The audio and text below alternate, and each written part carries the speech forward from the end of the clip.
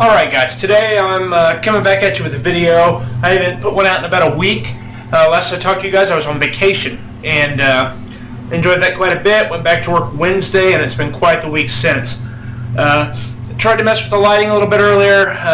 Actually printed out some brackets that I'll show you in a upcoming video.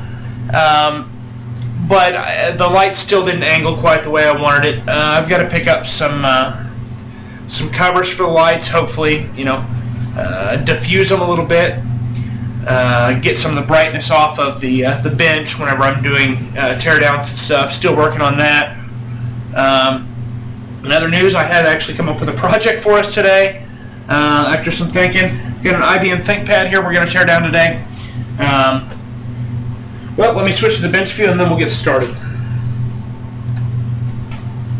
Alright. Roll the chair in here. Alright, get that position there. Sorry. Okay. So I have an IBM ThinkPad r40.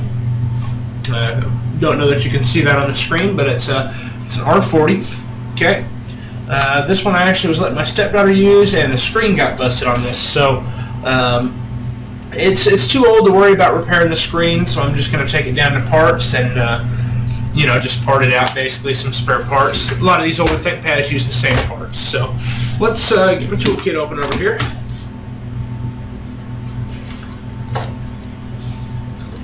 Yeah, all right. I already got the bit I need on it. We're going to start by removing the easy things, like the battery. And I'm going to come around to here. All these ThinkPads that I can remember have these quick remove drive bays. Okay. This one is actually a unique bay that I had bought for this before she got it.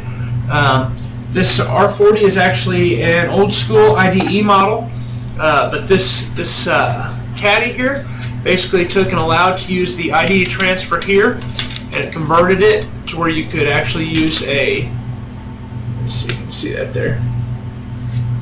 There we go. That's a SATA plug for a SATA hard drive. So you can actually use SATA in this old machine. Okay. Alright, let's take off these bay covers.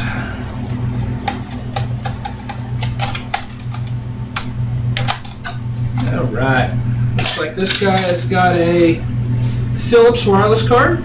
Just looks like a wireless. I'm going to say that this is, well, actually I think I might have upgraded this. This is a 5 gigahertz wireless G. Well, okay.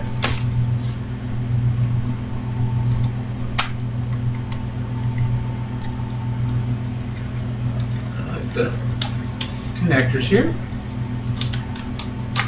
We always finagle these in here pretty tight. So. There we go.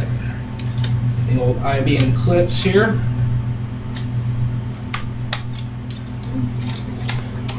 Alright, there's the Wi-Fi card.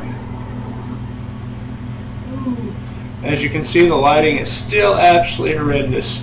So it's very hard to get you a clean look at the words on these. It's not a focus problem, it's just a brightness problem.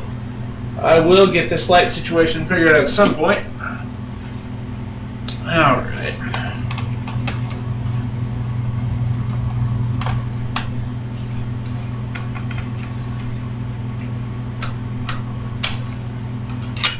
Alright, and here's the RAM cover. Looks like this guy was running some DDR memory. I got a 512 meg stick here.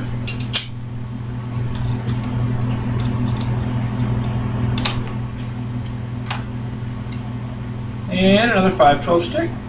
So this thing had a whole gig of RAM in it. Alright.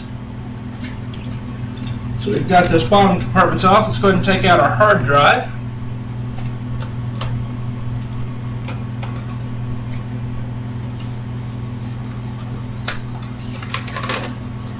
What do we got here? Yet again, I don't think you'll be able to read that because of the lighting. Yeah, just like I figured.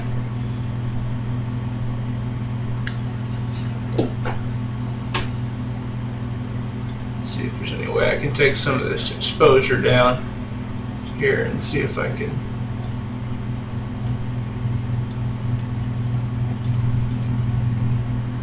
Yeah, that's not going to cooperate. Alright, didn't think so, but... Alright, it is a Toshiba 20 gigabyte ID hard drive. It is, I believe it's a 5400, even though it's not labeled. That would be logical. Okay. Let's go ahead and take the hard drive caddy out, or this doesn't really use a caddy per se. It has this little adapter here that actually hooks onto the hard drive on each side. Okay. And then it just also works as a bezel for the sound card and lets you slide that drive right in and out. Other than that, no actual caddy.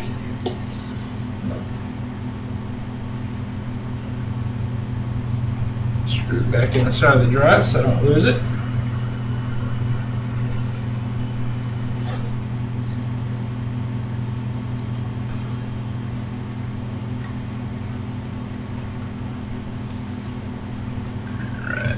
Over to the side. Alright, so now you can see that we've got the hard drive out. There's where the sound card normally sits. The RAM right next to it is out. The only other thing on this side of this is a PCMIA port. The only thing over here was the CD-ROM. And on the back side we had the video out, the USB, Ethernet, and the 56K modem, along with the VGA output and a parallel port and the power port. And over here's the Kensington lock.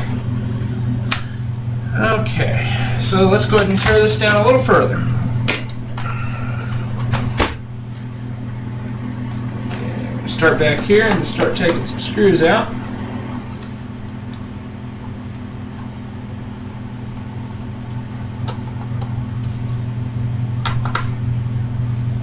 Screwdriver is not magnetic, so that makes my life a little more difficult doing this. Don't think I have a magnetic bit in there either, so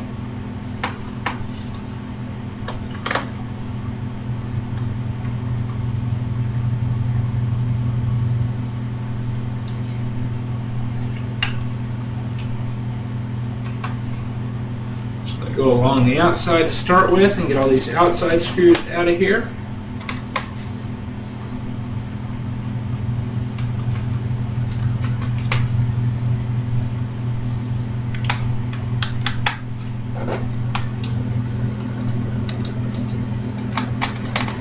Okay, 1, 2, 3, 4, 5, 6, 7 of them.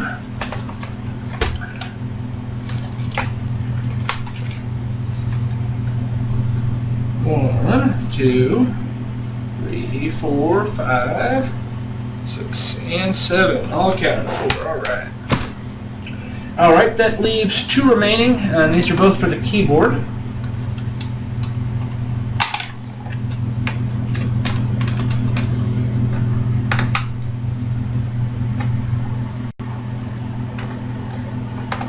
Obviously, if this was a laptop I was fixing, yeah, I'd want to be a little more gentle, but since this is just being parted out, not too worried about that. Okay, so another quick look. What we got here? Insert. Let's see if there's a screw under it. Sometimes I like to hide these. Nope. No screw there. Okay. Check down the compartments for any kind of screws. I do not see any. Looks like this model changed out a little bit. They used to actually keep the CMOS battery right here on some older models, like in the T20, and it would sit in a little cage with one screw that held it down for easy change on those. It doesn't look like this one's quite that simple. Let's turn it around here. Looks like there's some of these front removable stickers, little square sticker pads on the front here. Take those off, and it's going to expose another 3 screws, it looks like here.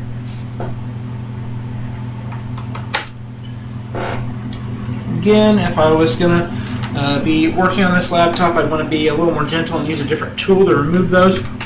That way I could save them to put them back on and I have to buy some new ones. But no need for that.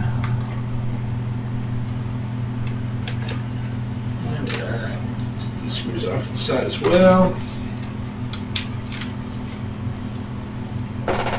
Alright, that should have freed almost everything up. Let's flip it over and see what we got.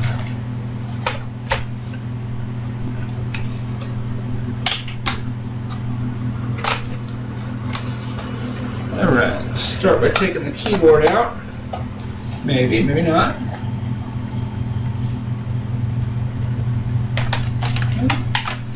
When you're taking this up, obviously you're going to have your connector here that you need to unhook. Be real careful not to break that. These old ones were built a lot sturdier than the new ones, that's for sure. Alright, so our keyboard is out. That's a good replacement keyboard. Nothing wrong with this keyboard if we were to need it for another machine. Yeah. Alright, we see our CMOS battery in here. So we can get him out of there. Okay, there's our CMOS battery for this machine.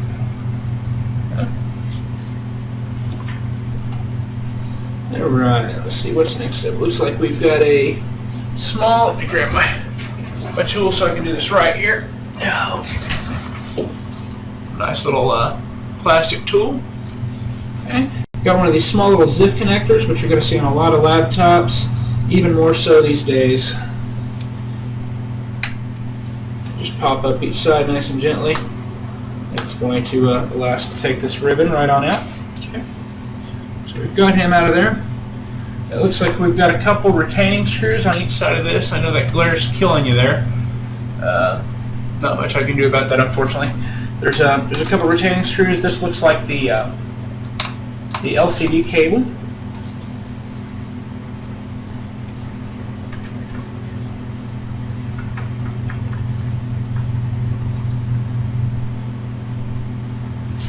Okay, and then there's a little pull tab on that one, so we can get that LCD cable off of there. Okay. Looks like we have one screw up here keeping this top piece of plastic bezel on. And that's all she wrote for that little piece. Okay, so we have our first little plastic piece of the bezel off. Okay. The rest of it should be fairly loose right now. Let me make sure I'm not missing any little screws that are holding this on. Looks like it should pop right off. Don't see any extra screws retaining here. But sometimes it only takes one to mess the whole thing up if you miss one.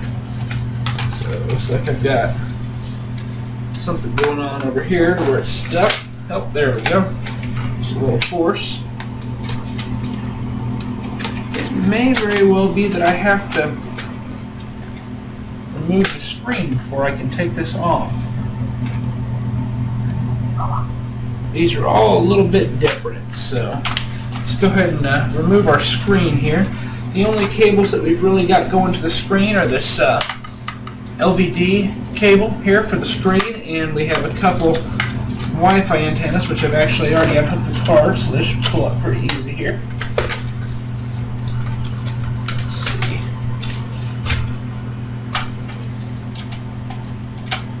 Alright, so we've got those cables undone, so the screen should come off pretty easy now. Go ahead and undo the screen screws here. And as I said, the screen on this is busted, so although the hinges and the bezel may be good, the screen itself is not.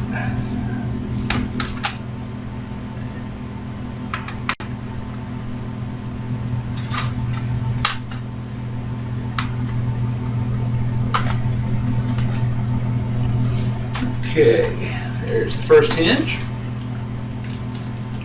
Start holding the pressure here so we don't break anything.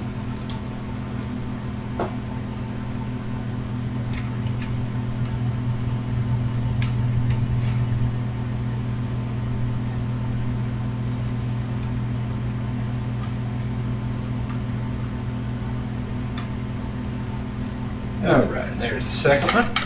Hinge Just should pull straight up now. Okay. Now our screen has been disconnected. Let's set him off to the back here. And our plastic bezel, which looks like it's a little bit broken, should pop right off. A couple of plastic clips in the back. There we go. So below you'll be able to see where the trackpad sits. If you can see past all that glare. Wow, I really need to get that fixed. Okay, so there's the trackpad. Pretty simple. Set that off to the side. Okay. So, shine, shine, and more shine. That's no better. Hey, there's that. Really no way to win here. Okay, so if you take note, you'll see, there we go. That helps a little bit. Here to the back left, we have the heatsink with the copper pipes, the fan, which is fairly clean. Up front here is the hard drive bay.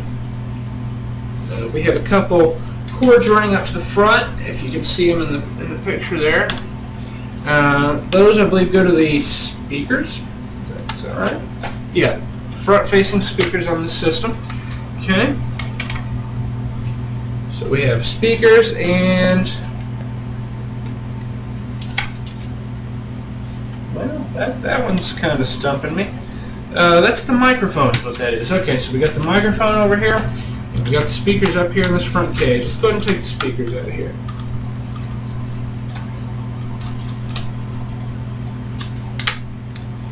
That's all she wrote. Doesn't take much to take them out. Ooh, some dust build up there. Wow.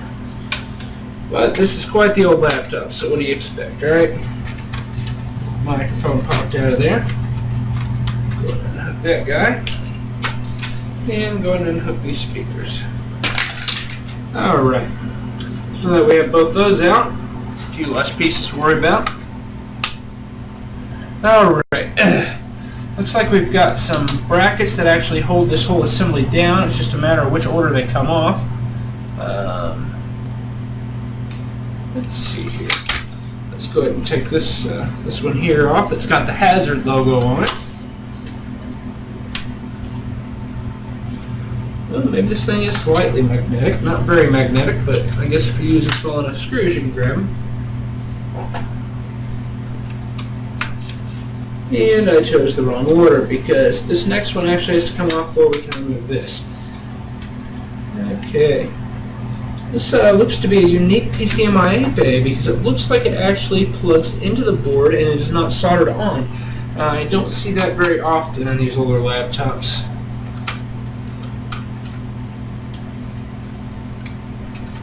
Okay, one screw is all that was holding that bad boy on. That's a little odd, but it's whatever, I guess. Cover there.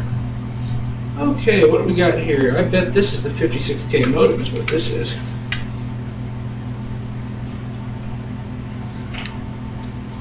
Let's see here. Well, aha, there we go.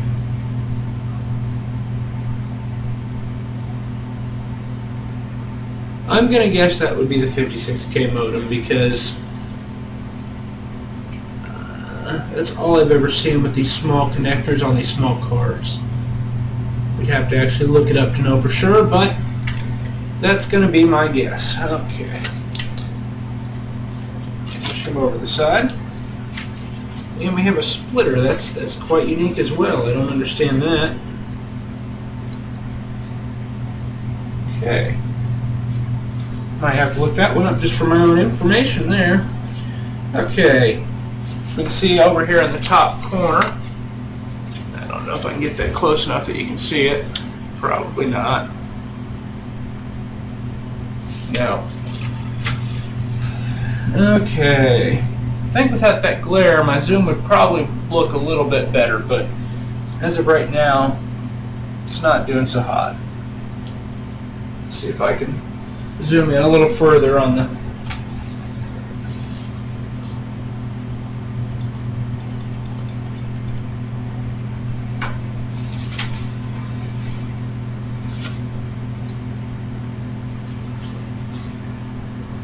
well, that's just that lighting. Right here, if you can look, you're going to see the the AC power input. A lot of times they would put these on separate boards because they were notorious for failing. This one is actually soldered onto the board, so you're looking at a lot of work if that one fails on you. Okay, on with the show.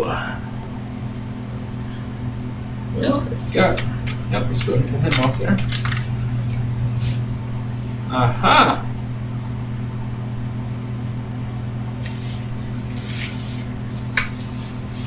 We have an ATI Mobility Radeon 7500 in this machine.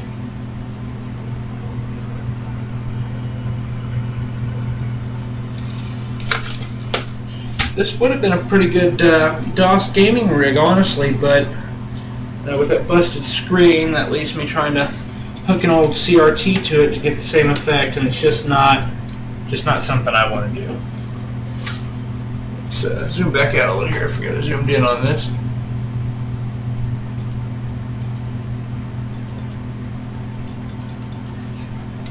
Alright.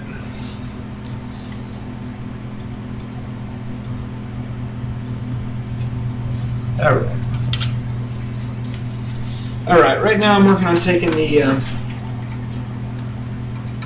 actual heatsink and cooling fan off here. I can already tell you what the processor's in it, but we'll just wait and let that be a surprise.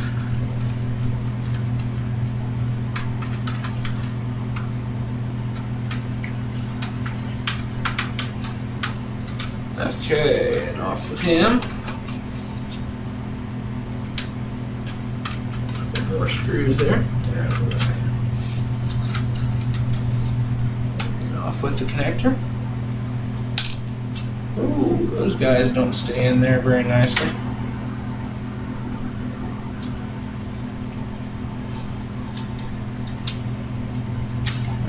Get these 4 screws out of my way here.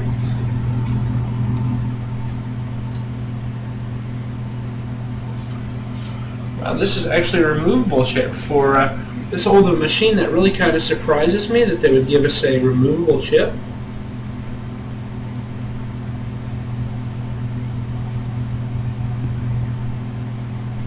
This is odd. I recall the machine as being a 1.2 Pentium M. I guess I was mistaken. This is a 1.3 gigahertz Pentium M with a 1 meg cache. That'd be a single core. It was actually a pretty slow machine since I've owned it, but I bet new they were probably pretty decent. Beefy heatsink. Ooh. Okay. So even though that processor is removable, I think I'm going to leave it in the board for safekeeping for right now. And we're going to go ahead and move on. Figure out what we got going on here to remove this cage. Looks like I've already got a couple of these front screws out. Looks like I have one back here I need to get out of here.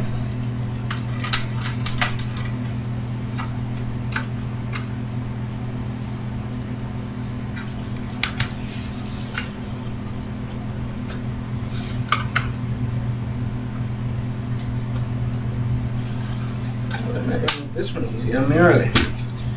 Looks like I got one screw further up this way.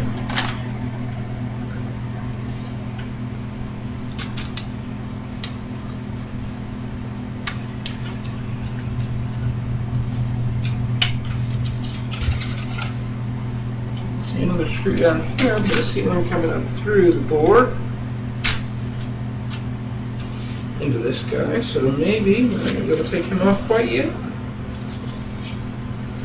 Alright, let's move on up here to the sound card area.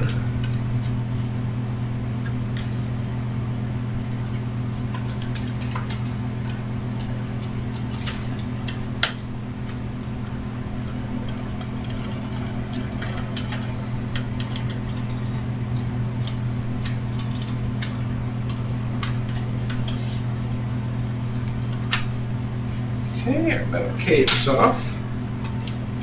Freed up the motherboard a little bit. Probably got another retaining screw somewhere else. There's our IDE connector for our hard drive.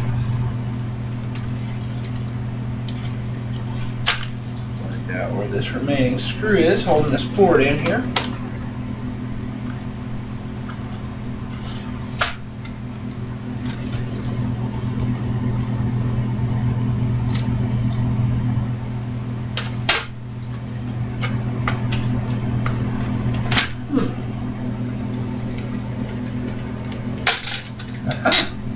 Just a little finagling. Alright, that goes that, and here's the back bezel. See, all the goodies are out of it. I'll sit him over here. Right, now we can flip it over and go ahead and get rid of the rest of the shrouding and stuff here.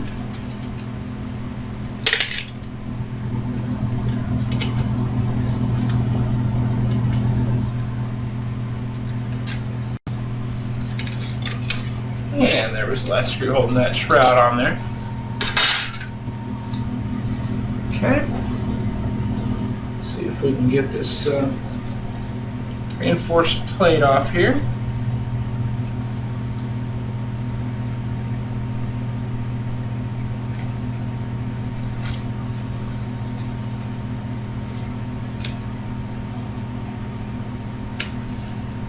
I'm not seeing any screws left in it, but it's certainly not just popping off, so let's see what we got here.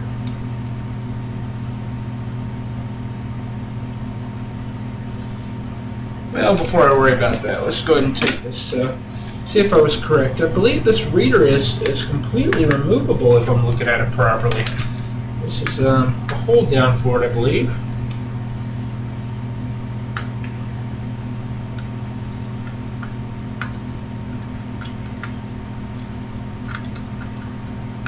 Little screw to cooperate. There we go.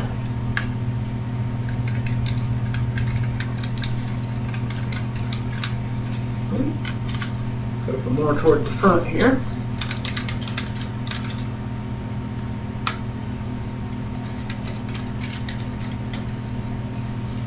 Alright, I've got the black back plate off there. Ooh, that was incorrect. That's some kind of microprocessor there.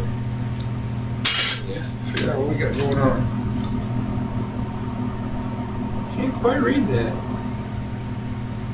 I guess that that's probably going to be the north bridge or the south bridge or something like that. It's definitely soldered to the board, not removable.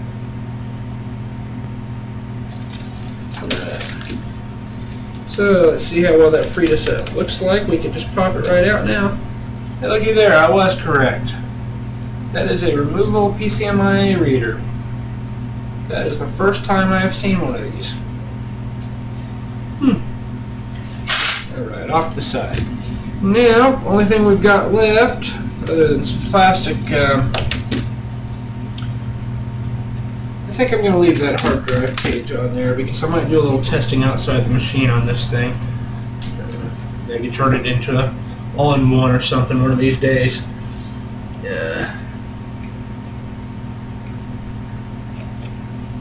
Let's see. Everything looks clean. Don't see anything burnt up. Looks like it's in pretty decent condition all around. Okay, let's try to get this back cage off here. See what's holding us up.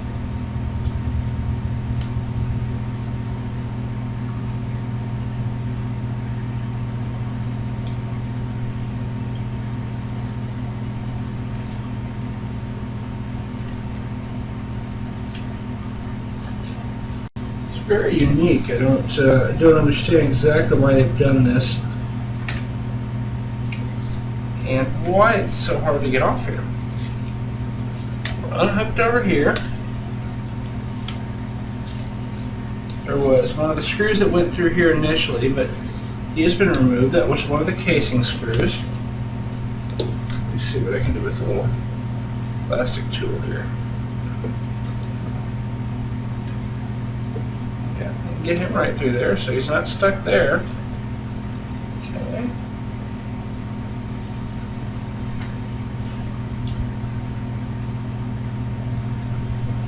Okay, moving on.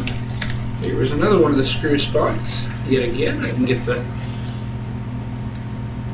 tool right under there. right over on this edge, I can actually pull that away. Huh. I'm not quite sure why this is stuck on here so well, honestly. We may end up leaving it on there because it does not want to come off.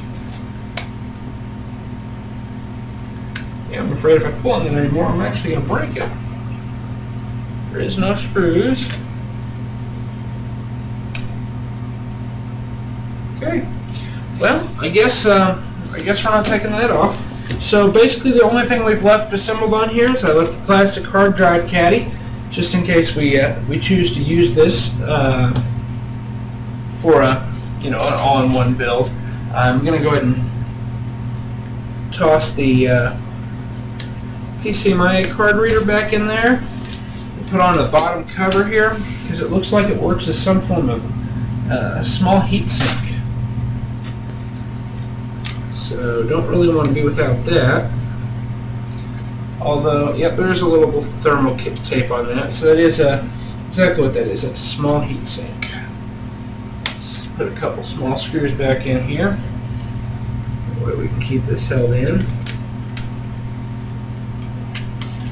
Some of these small parts I don't want to lose just in case I decide I want to do the all-in-one project with it. I know it's not a super fast machine for that. I can actually pull, I believe I can actually purchase a 1.7 gigahertz Pentium M to put in this machine for a pretty low price. That's probably what I'll do if I end up making this all-in-one machine, just to give it the little extra get up and go.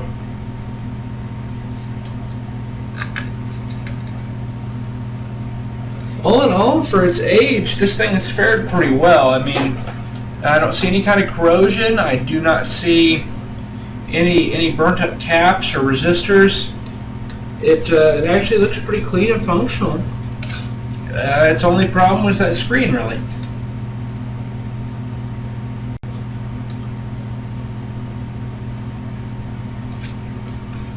Okay. Let's see, what else is probably best bet to put back on there. I'm not going to worry about the heatsink right now because I would like to replace the compound on that. It's been on there for years and it probably could, well, let's go ahead and toss it back on there. I'm changing my mind left and right here. I'll want to upgrade this processor anyway, so it'll be coming back off, but let's put it back on here for safekeeping, so that way we don't lose the screws for this.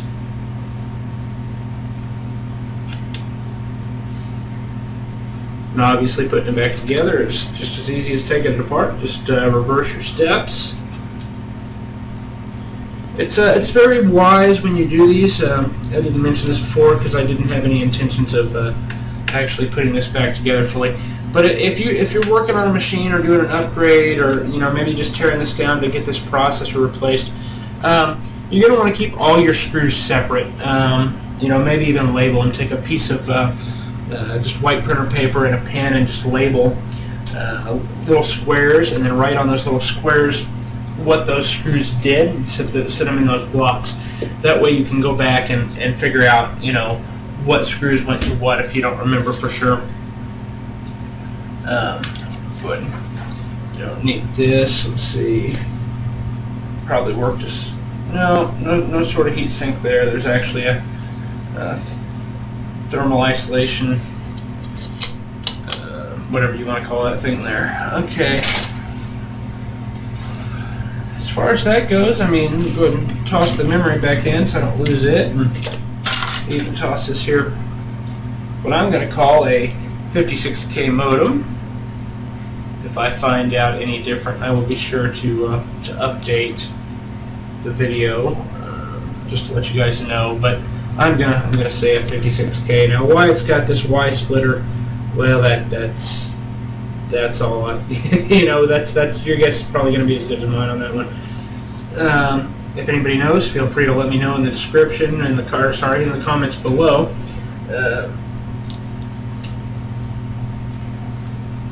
I like learning new things, so if you guys know something I don't, well, I wouldn't mind knowing it. Here's where things get a little more tricky, because everything in here has a certain order it has to go in.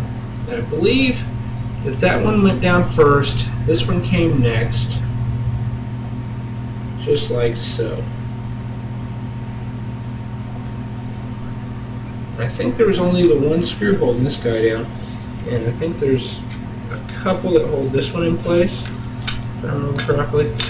Maybe not, because since I've taken the actual CD cage off of this, it just actually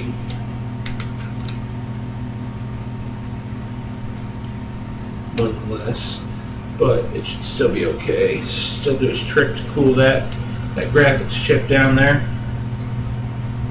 All these small screws up.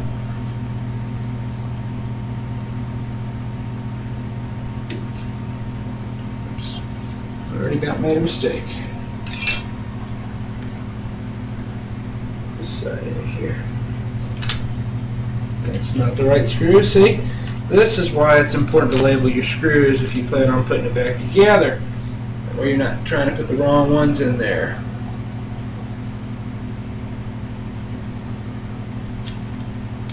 Let's see if this guy works any better.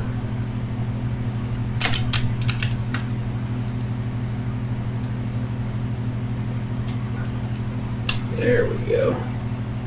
How about these all lined up?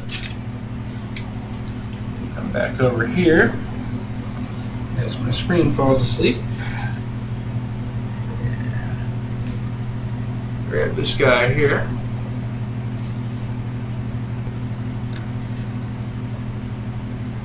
Alright. As far as other screws, that's about all she wrote for that. Tighten it down nice and tight so that doesn't move around on us since we don't have that caddy there. Okay, so you know, I'm not going to put the wireless card back in because I'll have to put it with the antennas and everything. Well, I'll stick it in there. It's not like you got to screw it down. So these good IBM clips. Alright, I'm going to toss the RAM back in there for safekeepings.